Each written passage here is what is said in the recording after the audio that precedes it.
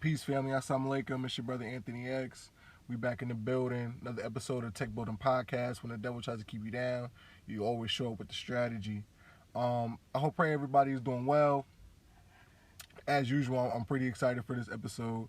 I really do like to touch on just certain topics that I think affect our community very much in a negative way. And typically when I think about a topic, it's kind of it has something to do with um, I want to say language and communication. That's typically one of the main um, avenues or ways that I see that relationships can deteriorate is with improper language use and communication.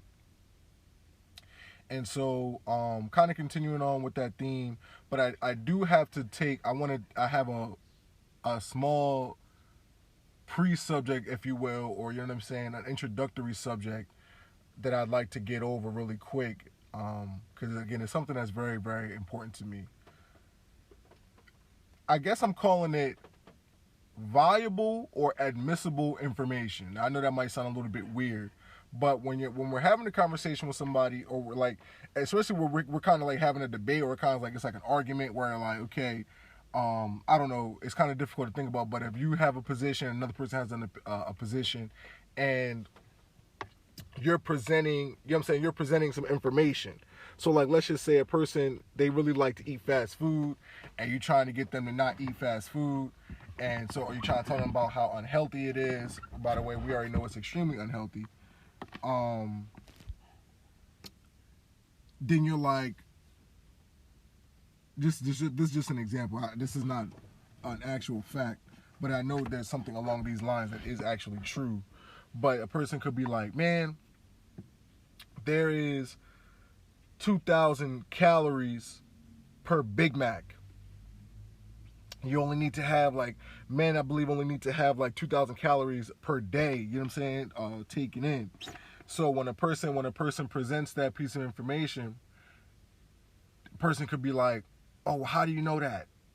You know what I mean? Like, "Oh, well, where did you get that information from?" You know what I mean? So then a person will be like, "Well, I read it, or I heard it in a lecture, or I heard it, you know what I'm saying, a doctor told me." You know what I mean? There are different ways that you get a piece of information, you know what I mean? So I think one of the things that really is kind of like a pet peeve for me, like at this point in time, where being a member of Nation of Islam, we present certain pieces of truth. Well, let's just say, for an example, eating one meal a day, or we're not to fornicate, we're not to have premarital sex, or um, we believe that God is man and man is God. You know what I mean? Then a person would be like, "Oh, well, how you know that?" You know what I mean? And then when you say, "Well, this comes from the teachings of the Most Honorable Elijah Muhammad," then it kind of turns into "Oh, okay, yeah, you just following that." You dig what I'm saying? Like, "Oh yeah, this person told you that," and you're just blindly following that without any type of information or any type of um, I guess, vetting of that information. You know what I'm saying? I guess I'm gonna turn the information counter on this episode. um, so what I wanted to get at, what that made me think about is really, okay, so how do we learn?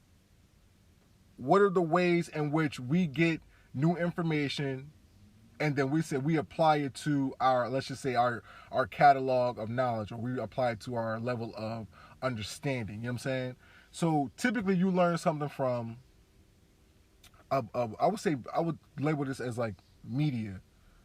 Um, so that'd be a book, that'd be TV, that would be, you know what I mean.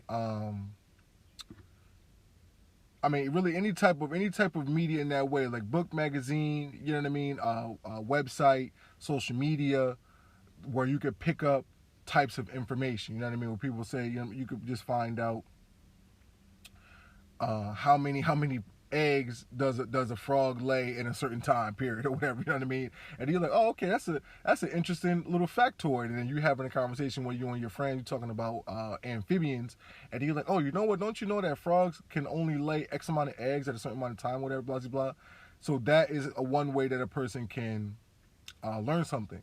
Also, you learn things by like having like a teacher. So when you are in school, your teacher comes in, your math teacher, or your English teacher, or whatnot, and they're showing you, they're teaching you this information that you didn't know before, in math, like geometry or calculus or anything of that nature. These people are informing you on information that you didn't know before, but it's coming. The point why I'm saying that is because it's coming from another person's mouth. Now we don't go in class, or I know I didn't, and I didn't see anybody do this, and you'd be like, oh, how you know that? How you know this to be true? You know what I'm saying? Like when a teacher teaches you a new, like your ABCs, you didn't go to them as a 5 or 6 year old and say, well, how you know what the ABCs say? Who taught you what the ABCs mean? You know what I mean? So the teacher giving us the information becomes viable, or for the sake of conversation, for the sake of debate, what you learned in that school environment, you can present in a debate, or from any of the forms of media, you can present. So what I'm really trying to, I guess, debunk is we have to get over this whole, oh, you just listen to that because somebody told you that. Because there's no other way to learn, like I said, other than really the two main forms of learning. Because like, okay, we'll say Facebook, websites, you know what I'm saying, like Wikipedia, for example, those are not, let's just say, for lack of a better term, those are not reputable sources all the time. You know what I'm saying? Google is not all the time a reputable source, depending on what you're looking at. You know what I'm saying? Like if you're looking up for definitions, it's probably viable. You know what I'm saying? I would say that's a viable medium. But other things, it could lead you down the path of some untruths. So the main ways that I feel like we can learn, or we absorb new information, is from books and from like professionals. You know what I mean? So if your doctor say this type of food got high amounts of calories in it, then it's like, okay, this is a professional. They know what they're doing, or they've studied this topic, and they're giving me this information from their expertise. So like I said, one way is book. The main way I think is book, or the other way is a person. You can't learn anything without it being taught to you. In order to learn something, and you could be self-taught, so that would be someone would be the individual, like I said, i.e. reading a book. So you cannot learn anything, you cannot get anything new into your mind without somebody teaching it to you. We had to be taught our ABCs. We had to be taught, you know what I'm saying, basic mathematics, addition, subtraction, multiplication, division, and whatnot. Somebody had to sit us down, whether that be a parent, whether that be a teacher, whether that be a professional of some sort. They had to instruct us and give us that. So it's like, I'm a chef. I'm gonna close up this little pre-subject. I'm a chef. I've been cooking for closer to 15 years than I have been to 10. You know what I'm saying? So I'll say about 15 years. So if I say to a person, this ingredient is the best for this application, a person is inclined to believe me because I went to school for this subject, and now I've worked a good portion of my adult life in this field. So a person is more inclined to listening to my opinion than somebody else who does not necessarily have the same experience that I have. Not to say that they can't give information, but I'm speaking on the reputation of a professional's opinion on a given subject. You're more inclined to pay that person attention, or to allow that information that they give to be admissible or viable or reputable. So when we as Muslims present information, like I said in the last episode, where we say we're taught that the earth is 6 sextillion tons. Now a person be like, oh, how you know that? Now obviously I don't have the capacity to weigh the earth. I don't even know how you would even go about doing that.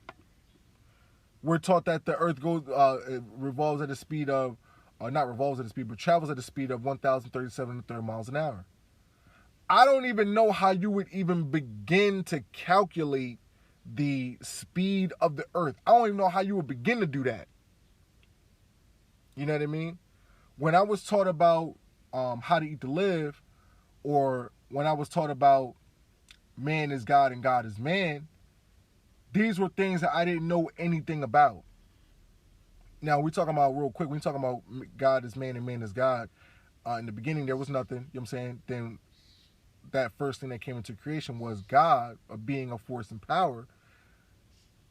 You can only see, the way that the minister puts it, you can only see the light in your house as if when it's contained in a conduit, like a light bulb. You cannot see the manifestation of God if it's not in a vessel of a human being. Now, that's a long subject. I don't want to get into all of that. But I'm saying that we were taught these things by Allah in the person of Master Fard Muhammad. You know what I mean? So he is essentially the teacher. So when a teacher is giving you something, he passed down to the Most Honorable Elijah Muhammad. He passed that down to, a bunch of students. But, you know what I'm saying, the star student was the Honorable Minister Louis Farrakhan. So when we are presenting information, like also too, the vaccines. Now, there's plenty of proof to back up the vaccines. We have to be able to accept the fact that a person teaching something, so me learning something via word of mouth, is not just religious zombie trance walking. You know what I mean? I'm not just saying, okay, I love the Honorable Minister Louis Farrakhan. I worship him. I'm a slave to anything that comes out of his mouth. I'm just going to blindly follow him. No, sir. You come along and when you're given revelation, you go back and you study. And you say, okay, wow, I see how that actually manifests in real life. You know what I mean? But we got to throw away this whole, oh man, you just listening to that person. Oh yeah, this person taught you that, so of course you're just gonna follow that. How else do you learn? Somebody had to write the book. If a doctor goes to medical school, those were people that set up the curriculum and built the building and all of that you went in and learned from. So all of these areas of learning, we don't learn anything unless a person passes it on down to you. You learn how to walk as a baby from watching other people walk. You learn how to talk from listening to other people talk. So I want to just get rid of this whole, you're a blind follower, or like word of mouth teaching is inadmissible. It's actually not even real. You know what I'm saying? But I feel like, this is my opinion, I feel like because certain truths are difficult to handle, we want to try to find a way to poke a hole in whatever that person is trying to say. Now, I could be wrong on that. You know what I'm saying? I could be checked on that. But I'm just saying that I don't like when I hear what I mentioned before, where it's like, yo, a person teaching me something, a person telling me something, is not a valuable piece of information. But if I go and I Google it, if I Google something and I'm like, oh yeah, I found this I found this animal fact on animalfacts.com, it must be true. You know what I mean? I want to wrap it up with this. We have regular books, you know what I'm saying? So like my sister is reading this book called I forget, something dealing with child. I think it's along the lines of what do they call it? Mindful parenting, but it has to do with the growth of child's mind. Great. What makes the information in that book trustworthy? Because in a book, because a person, you know what I'm saying, studied the topic. Maybe the person is a child neuroscientist. You know what I mean? They were given their credentials, and so that makes for me, that makes the book a viable piece of information. But then when we come to the Quran, then it's like, oh, I don't trust who wrote that. So why is my trust comfortable in one area and not in another? I have to be able to sit back and say, okay, the difference between this book and the Quran is the negative connotation of the word religion, or the negative connotation of religion, period. The Quran is the revealed word of Allah through the Prophet Muhammad, peace be upon him. So in that book, you're learning about all different types of aspects and elements of life, but you have to be able to approach it with an open mind, like you would approach a book that you get off Amazon. The Bible's a little bit of a different story because the Bible has versions. So that's not the direct word that we're getting from, you know what I'm saying, from the God.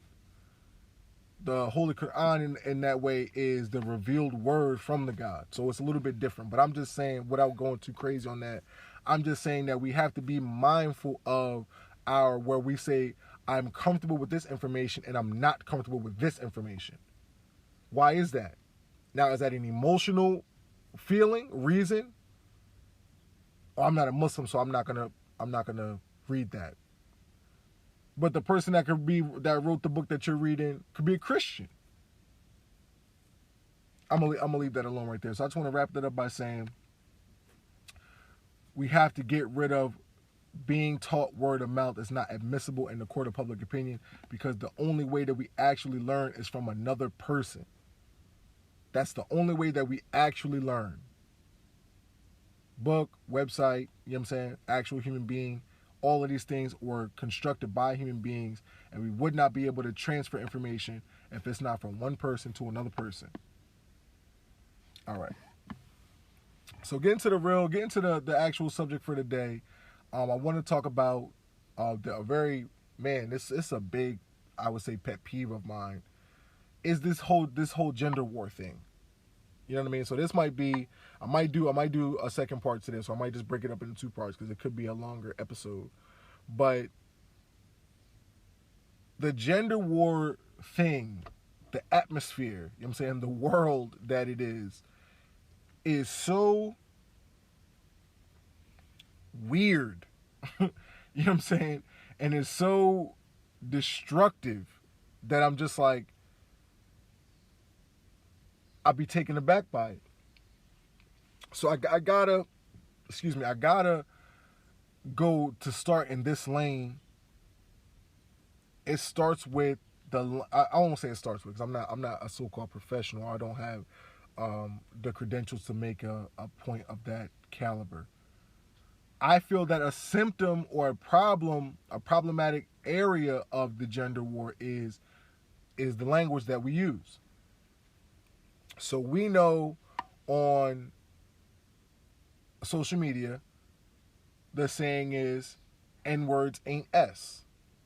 You know what I'm saying? And then brothers follow that up with, B-words ain't S. You know what I'm saying? I've also seen on Twitter where it'd be like, black men are the weakest link. You know what I'm saying? Comments like that. Or black men are the white people of black people. Yo, sentences like that, sayings like that are the most ridiculous. Like, that's one of the most ridiculous things I've ever heard. We are minimalizing, I'm not going to go crazy on this, but I just have to say this. We're minimalizing the effect or the reality of white supremacy and conflating that with what they call toxic masculinity, or black men being other than themselves. It's no way that a black man could be the white man of black people. That don't make sense. We don't have power in this world. We don't like, I'm not saying we don't have power, but that we're not the alphas in this world. That's, I'm not going to go any further on that, because that could be a whole nother tangent. We have to be able to get rid of sayings like that. You know what I'm saying? And brothers saying to the sisters, oh, what do you bring to the table? You know what I'm saying? All of these different kind of deconstructive kind of terms, words. You know what I'm saying? For me, starting with the N-words ain't S, B-words ain't S. If to a sister, I'm an N-word, and as a brother to the sister, if you're the B-word to me, I'm subconsciously not even admitting to your real value. Or maybe not admitting, but I'm not acknowledging your real value. by looking at you like that. Then when I say that you're not nothing, or you're not worth anything, you know what I'm saying, by saying you're not S word, then I'm doubling down on it, or I'm compounding that feeling where I'm like, yeah, you not nothing to me. I look at you as nothing. You know what I'm saying? And that's why I say there's the intersectionality that I think is deconstructive of that word, where it'd be like, yeah, N words ain't S, but then you turn around and call your boyfriend, yeah, this is my N word. Vice versa for the brother, B's ain't S, but then, yeah, nah, that's my B. So it's completely interchangeable. So the value of it is not high. So that's where I would begin with the language. But I also feel like under the umbrella of that, the language under the umbrella of this particular part of the problem is the perception of mainly black men's perception of the black woman. You understand what I'm saying?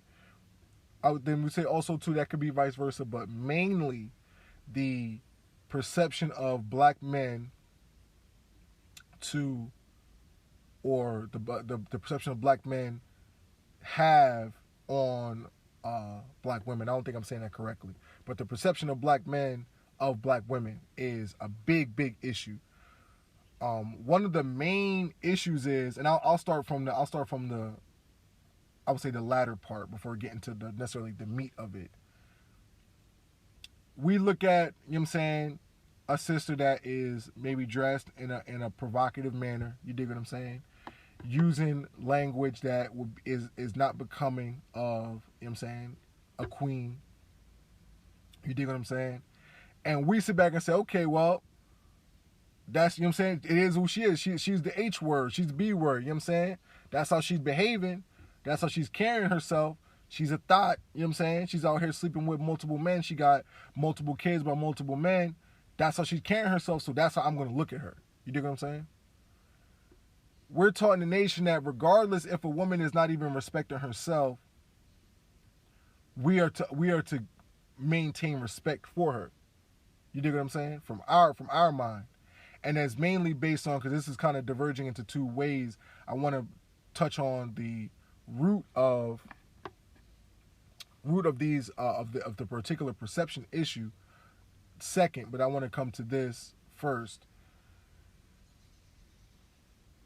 And it took me to be in the nation to say this, so I want to just go ahead and put myself out there where I'm like, when I was in my mid-20s, you know what I'm saying, early 20s, I was sitting back like, yo, I can never be with a black woman, you know what I'm saying? Because I'm like, they got attitudes and this and that, all the typical mean things that you see brothers say about sisters now. That was me. You dig what I'm saying? You have to be able to understand the value, one, of the woman. And I'm not even saying that I understand the value. I understand in part, thanks to the Most Honorable Elijah Muhammad and the minister. The woman being the second self of God. Person be like, okay, well, so I don't believe in God. Okay, no problem. I want to just touch on that first. In the beginning, we're taught in the nation that God self-created himself in the triple darkness of space. Okay? And then, after creating himself over a period of time, he studied himself. His first act was to study himself, and he felt loneliness. And this is all according to the teachings of the Most Honorable Elijah Muhammad. He studied himself, felt loneliness, and wanted to bring himself into existence a partner, so to speak. And he looked inside himself and realized there was another person within himself. And he brought out the woman. Now the woman, the name, the God has so much respect for the womb of space that he came from, that played a role into the name, and that also played a role into the reproductive process of babies being born in the triple darkness of the mother's womb. So when you realize and accept, let me rephrase that. When you come into the knowledge of that, and you look at the importance of the woman being a co-creator with the God, giving birth to our future, you have a different level, or I would imagine you have a different level of reverence for the woman. You dig what I'm saying? They literally bring in the future. Allah saw fit to use them as a co-creator of the future. You dig what I'm saying? So that automatically puts a woman on a high level of respect. You dig what I'm saying? Because that's what the God saw fit in them, one, from her creation, to then her role in the propagation of the human race. That level of respect is very high from the God, the originator. So we should have that same level of respect regardless of how a woman sees herself or treats herself or behaves. You know what I'm saying? This is not to say to tolerate any old type of behavior. Come on now. I hate that I have to even speak like that. You know what I mean? Because I'm not mentioning the other side of it. It's like, oh, Tony just mean you just deal with any old thing. No, sir. Let's not be redundant or childlike. Brother Wesley calls that premature extrapolation. So you're not hearing what you believe that you should be hearing to give balance to a situation, and then you say, oh, okay, yeah, all right, this brother, he just let a woman run all over him regardless. No, sir. Don't be immature.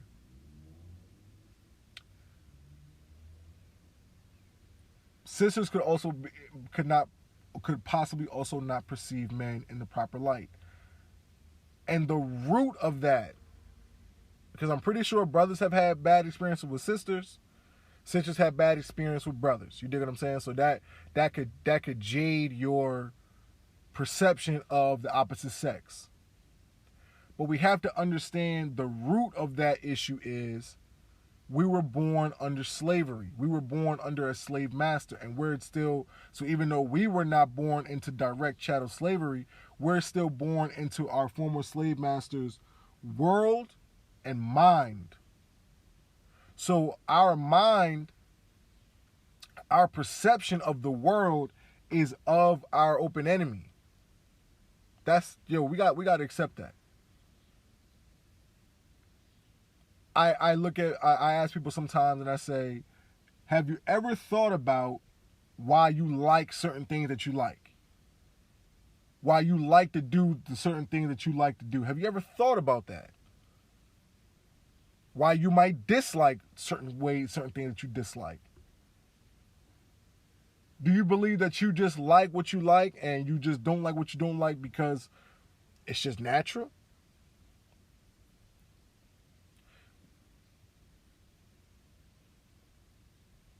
Your enemy does not want to see you prosper. I would say not any enemy. You think what I'm saying? That your enemy's goal, your opponent's goal, if we're playing in Street Fighter, my goal is to not allow you to beat me. My goal is to beat you. So even if we best friends, even if, you know what I'm saying, we got a great relationship, my goal is to beat you. Somebody got to win, somebody got to lose. I don't want to be the loser. So when we use the term your enemy, I don't want it to turn into a meme, or I don't want it to turn into like this buzzword, but I'm saying that this person does not want to see you have success. And the most honorable Elijah Muhammad teaches us that this enemy is going to not teach us 3 principles, 3 sciences, and that is the science of business, the science of warfare, and most importantly for this topic, the science of mating. Excuse me. Our enemy wants to see our house divided. So not only do you do it in an overt way, you also do it in a covert way where people don't know that it's actually happening.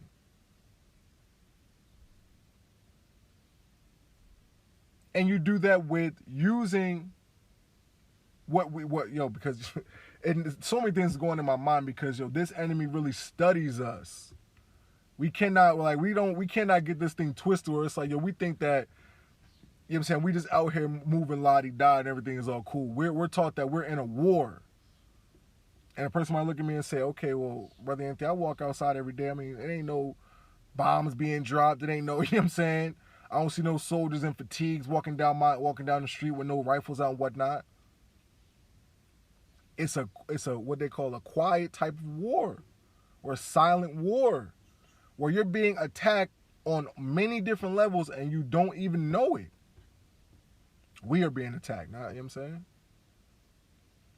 So the science of mating that we don't understand, it affects, or it has affected our perception of each other. And the root of that is, the design of that is we're meant to be destructive of our own home. You dig what I'm saying? We're not to come together. We're not to look at ourselves with the proper eyesight. And that's why I go back to the language, because every time that I use a certain type of language, I'm subconsciously reinforcing that principle that was instilled in me. You dig what I'm saying? So I would ask us to go back and study what we like, what we do and what we say, what we eat, what all those kind of things, and say, man, why do I like these kind of things? Why don't I like these other kind of things? And in reference to, or in relationship to, the perception of the black man and the black woman, black men, we have to look at our woman for who that she is. And she's the second self of God. She's a co-creator with the God, bringing in the future. And sisters, vice versa, you're the mother of civilization. The brother is the father of civilization. So we should be carrying ourselves with that level of respect. We should be looking at each other with that level of respect. If I'm a father of civilization, I'm not carrying myself in a certain kind of way. If I'm a king or if I'm a whatnot, I'm not carrying myself in a certain kind of way. So our perception starts with how we were taught and the world that we were raised in. And we know that this world is raised diametrically opposed to our success. And at the root of that, at the root of the nation is family. So at the root of that, our enemy has attacked our mindsets when it comes to how we interact as far as mating is concerned. We don't know the science of mating. Okay? So moving on, and all right, so brothers don't, again, what they call them, like simps and all that, you know what I mean? I hope I don't get put in that category, but Allah is the best knower. I'm not mad. People are going to take things how they take things regardless, so. The responsibility of the man, okay? The responsibility of the man in a relationship. Now, I gotta say this. I gotta qualify this first. Let me take a drink of water.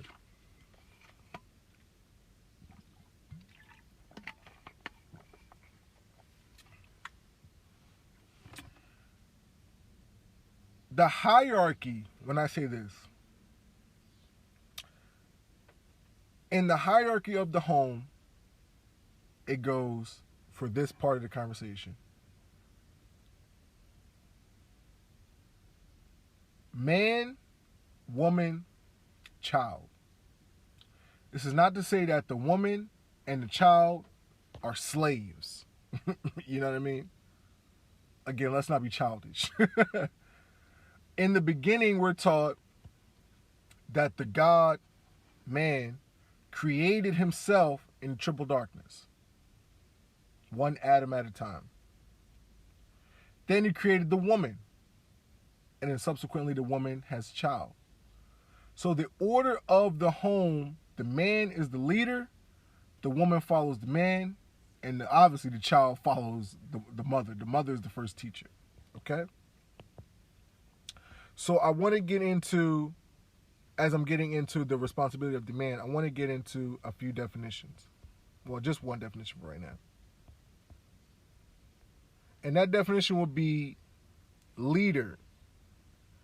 Leader as a noun, according to Google, definitions from Oxford Languages.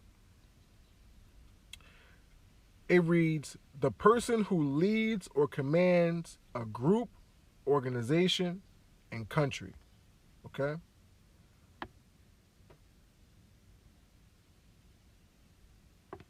synonyms of that word read chief, head, principal, boss, commander, captain, controller, director, overseer. You dig what I'm saying? I'm not going to read all of them. There's a ton. They even have numero uno on there. So, and I also want to follow that up with one more quick definition. And that would be responsibility. As a noun, it reads, the state or fact of having a duty to deal with something or of having control over someone. So the responsibility of the man, the state or fact of having a duty to deal with something or of having control over someone, you have a duty to deal with, one, your home, i.e. bills, things of that nature. And you have control over the people in your home, wife and the children. You are the leader. We're taught in the Quran that the man is to be the maintainer of women.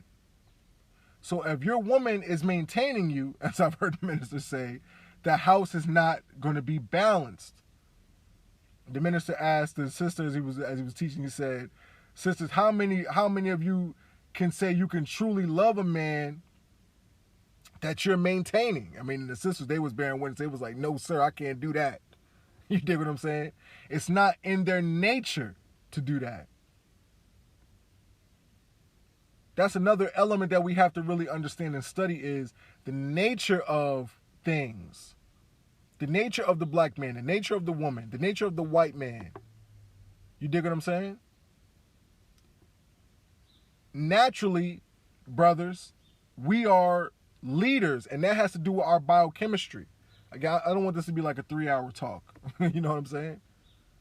But our drive for power is a biochemical principle, if you will, of our creation. Women don't have the same biochemical construction as men. They don't have the desire or the drive for power because that's not their nature. That's not their design. So the responsibility of the man is to be the maintainer of the woman, paying the bills, making sure she's got proper clothes and, you know what I'm saying, things of that nature. Making sure the house has food in it to be prepared. You dig what I'm saying? And the sister has her roles in the home. Making sure it is a home and not just a house. Making sure the kids are being raised appropriately. You dig what I'm saying? So, brothers, we have to understand our responsibility to the woman and to the home. And this is really a big reason why we don't believe in boyfriend and girlfriend in the nation. We don't believe in, we're forbidden to fornicate in the nation, because as a brother is, that's what you got, a girlfriend. You know what I'm saying? This is no disrespect to any of my brothers that got girlfriends and whatnot. You know what I'm saying? But this is we're dealing with root causes. You dig what I'm saying? You got a girlfriend, you could be committed.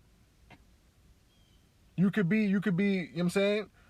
I'm with one woman, I'm trying to do what I gotta do, I'm trying to just, you know what I'm saying, handle my business. But it doesn't come with the level of commitment of being married. You got a girlfriend, you could, you know what I'm saying, one day, you know what I'm saying, you walk in the house not clean. All right, I'm up out of here. I'm good. Dig what I'm saying? It doesn't come with the same level of responsibility as it does when you're in a marriage. The marriage is a commitment. The marriage comes with the responsibility. The minister said one time, because we separate the brothers and sisters in the mosque for specific reasons, mainly dealing with the nature of man and woman. And he's like, brothers, if you're not ready for responsibility, don't even look on the other side of the mosque. You dig what I'm saying? And so that really is just like, a woman is not to be played with. And when we doing our girlfriend thing, we doing our boyfriend thing, I've seen sisters now where they don't call the brothers, you know what I'm saying, they man or whatnot. They're like, yeah, this is my option. Yeah, I was on the phone with my option the other day. You dig what I'm saying? The language, man. Language is so important. But we have to be able to deal with, so brothers, we have to be able to understand that the black woman is really not to be played around with. And when you're in a relationship with a sister, inshallah, God willing, you are to be the maintainer of that woman. So if you in the home and you're not maintaining the woman, you might have problems. So we have to understand our role as the leader in the house. You dig what I mean? And the house also means, I'm saying, the relationship. We are the head. We are the leader. We have to have, and this goes into my next point, we have to have a plan. We have to have a direction. A sister's not going to follow a brother, you know what I'm saying, to do nothing. She's not. That's why the word submissive is such a, I would say,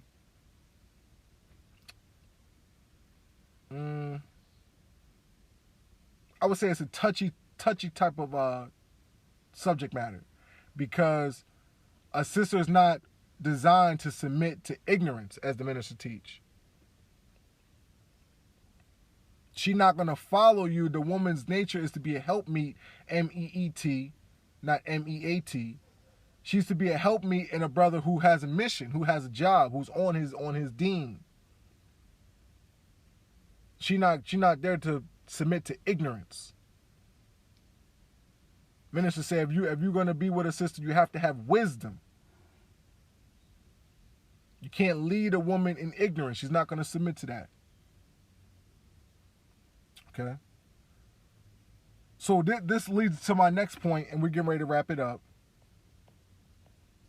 I want to touch on this one last subject. I'm not going to read from the book because there's a lot of technical terms. I don't want to get it off into the wrong lane, but this is very important. In the Quran, we're taught that the male is not like the female and the female is not like the male. Okay? So, even though we're both human beings, we've got heads, we got ears, we got noses and whatnot, our natures and our designs are not the same. So we cannot look at this one kind of things that annoy me about, I guess, the social media sphere, if you will, about how we try to equalize, oh, well, if a man could do this and a woman could do this. Oh, well, if a woman could do this and a man could do this. Oh, why can't a man do this if a woman could do this? No, sir. We're literally, our brain chemistry, our brain biochemistry is not the same. Our bodies are built differently. Hormones and our biochemistry react and make our bodies different, physically speaking. Cognitively, brain blood flow is different in certain areas for men than it is for women. We're not the same. So looking at, oh well, Tone, I did this because my wife did this. No, sir. We cannot equate these things. You know what I'm saying? We have to understand our nature. We have to understand our biochemistry. And we also have to understand our partners, the same thing for our partner.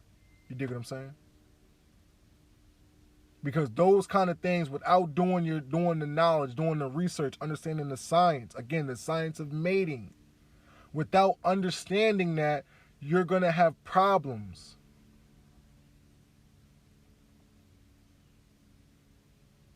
A person, I guess, would be like, well, Brother Anthony, are you in a relationship? Are you married? No, sir, I'm not. Because I understand that being married is a big responsibility. And I want to make sure that I'm prepared. I want my wife to live in a certain kind of way. I want to do as the Quran says and be the maintainer of my wife. She don't got to pay for nothing. So I got to get myself together. Praise be to Allah. Moving on. So this is, again, very important. The reason why, so when you say a man has to have direction, a man has to have a plan, the man has to be rooted in something. The man also has to submit. And that submission has to be to God. Now, you could be Christian, you could be, you know what I'm saying, Buddhist or whomever, whatever you want to do. But that part of it, if God is not a part of your household, might have a little couple problems. And like I said, this could be in whatever form that you feel is appropriate to practice. But if the man is not led by God, or if the man is not being led by his higher self, his higher spiritual self, then the home doesn't have its proper direction. So the true hierarchy of the home is God first. The man submits his will to do the will of God, or spirituality, or whomever you want to say. And then the woman follows suit to that, and the child follows suit to that. So, brothers, if you are out here and you think that you're the supreme being, you don't need to submit to anybody, you don't need to follow anybody else's will but your own, I mean, God's going to show you. That's why I ask people, I'll be like, yo, you know what I'm saying, did you give birth to yourself? How'd you get here? We call life a gift. If you didn't give yourself the gift of life, you know what I'm saying, you didn't gift yourself life, then that should be humbling. Let me take a step back. I didn't create myself. I mean, we're taught that it took the God 6 trillion years to perfect this form that we see today. And when you really look at the mastery of the human body, you know what I'm saying, brain, I mean, the gastrointestinal tract, you know what I'm saying, certain automations that happen in the body, you're like, man, this is a great creation. Thank you, God. I appreciate that. That's humbling. So whatever way that you want to practice your spirituality or your religion in, or dealing with God, or dealing with your higher self, that's an integral part of being a leader. It's an integral part of fulfilling your responsibility to your family, your girlfriend or your wife or whomever it may be. You dig what I'm saying?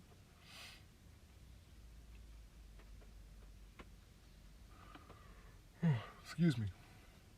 The minister teaches on love is duty. Now we think of love as, you know what I mean, this intense feeling that we have. Oh man, I love this sister. You know what I'm saying? They'd be like, oh, I'm so in love. You dig what I'm saying? That's another reason for the premarital sex, because the sex becomes a blinding agent in your decision making. So you're like, oh man, I love this person. You go home, you know what I'm saying? You have sex with a person. Oh yeah, man, I love this person. So one of the things that cracks me up in the in movies and TV shows, where like you see a brother or sister get together, and so to like, they might be like dating or whatever, but to like consummate their, or to let people know, say, okay, yeah, all right, this is my man, or this is my girl now. They have sex. Then it's like, okay, yeah, now we together now. Yeah, we done laid down. We've been kind of chit-chatting a little bit. Now we go to bed together. Now it's like, okay, cool. That has a detrimental effect on your judgment. And it's certain, man, look, this topic is very, very heavy. You could teach on this subject. You could talk about this subject for a long time. I'm trying to keep it concise. But it has a detrimental effect on the nature of both individuals when you have premarital sex. My bro said the other day, he was talking about something else, and he was just like, if I decide to fornicate with a white woman, I mean, I'll try it. I just thought it was funny how he said it. You know what I'm saying? It was just hilarious how he said it. But I'm just like, we look at the word fornicate. The reason I even said this because like we look at the word fornicate is like it's like a buzzword. That's why if I walk up to you and I say, "Peace, brother," or you know what I'm saying, I use the words like fornicate, or I use, you know what I'm saying, these types of words, it sends off like a trigger in your mind. It's like, okay, yeah, this is one of those. It's one of those type people. Where we kind of ignore the reality of what the words mean. Anyway, moving on. Back to what I was saying. The man of the home has to have direction. You have to be doing something.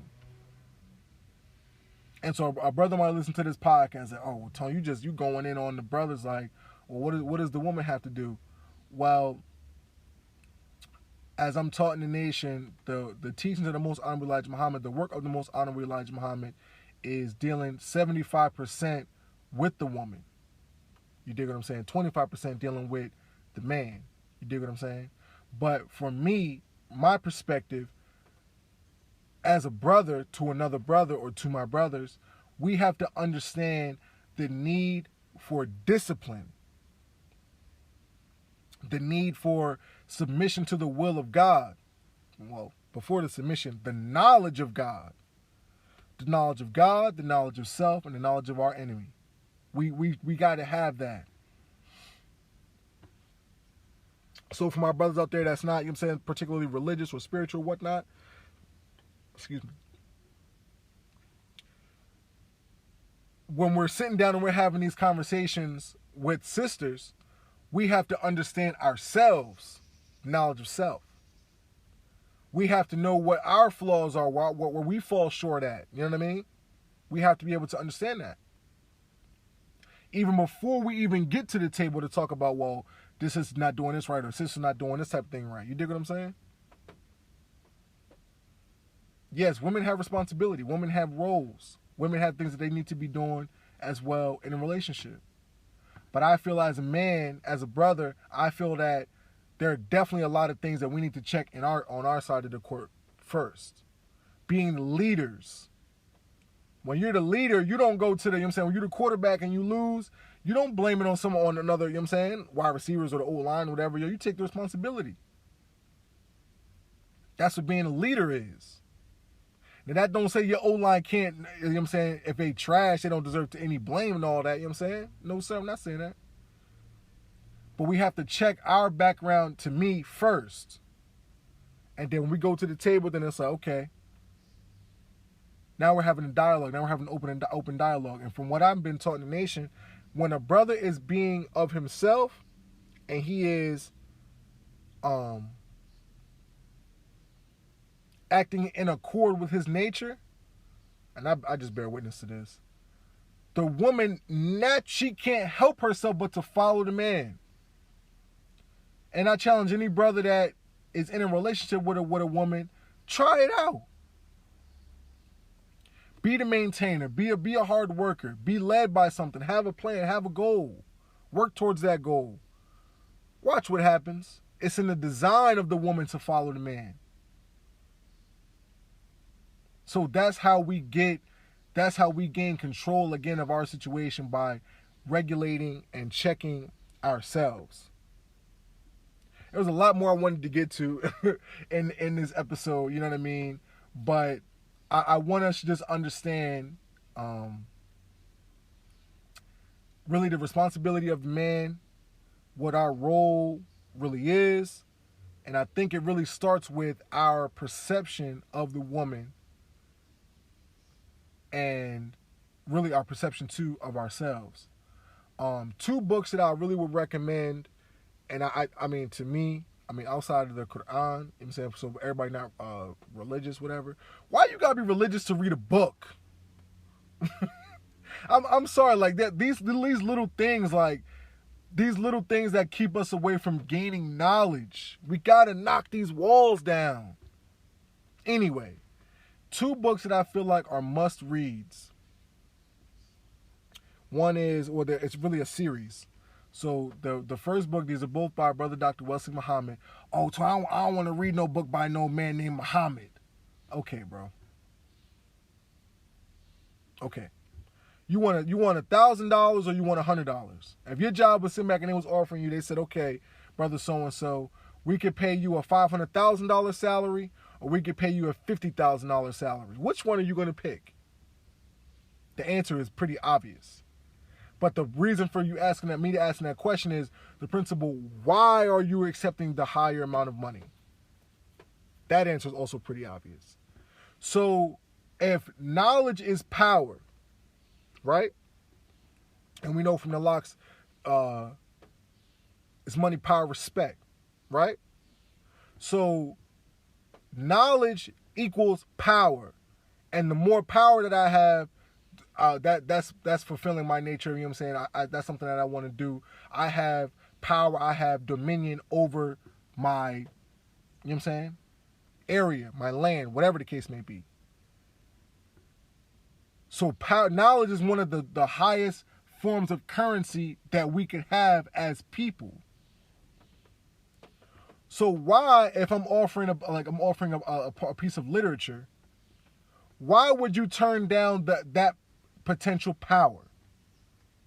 Why would you turn down the $500,000 bag for the $50,000 bag? That don't make sense to me. Why not gain the knowledge because you're like, well, yeah, I'll take the $50,000 because I don't like the boss of the $500,000 location. I don't like the way the boss he be acting like. What? I don't like the cover of the book, so I'm not gonna read that. What? We gotta knock these things down, man. We gotta knock these things down. And the reason why I said the money, power, respect from the locks is because the more knowledge you have, the more money you have.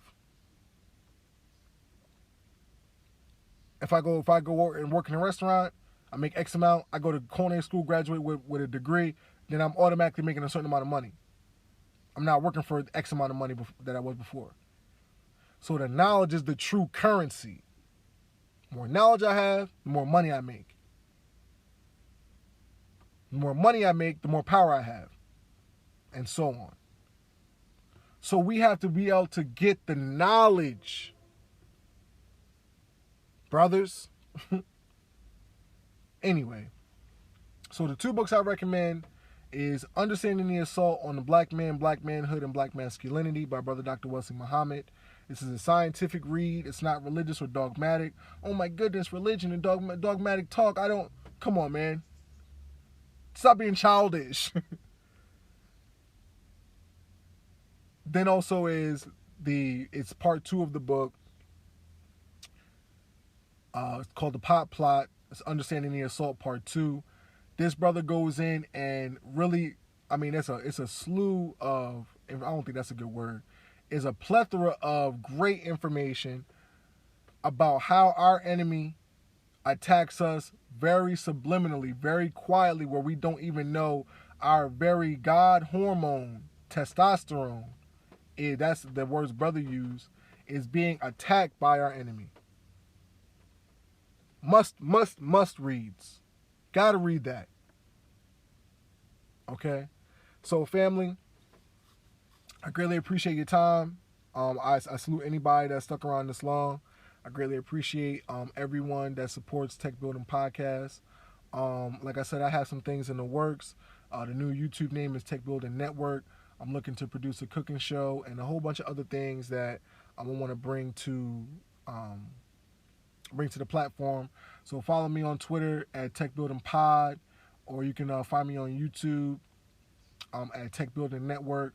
This podcast also on Spotify and I believe Apple Podcasts and a couple other different types of platforms. I'm really trying to build up my YouTube. You know what I mean? I feel like YouTube is something I really like to be on. I like to interact on YouTube a lot. I can't live without the premium. So family, man, I appreciate everybody's time.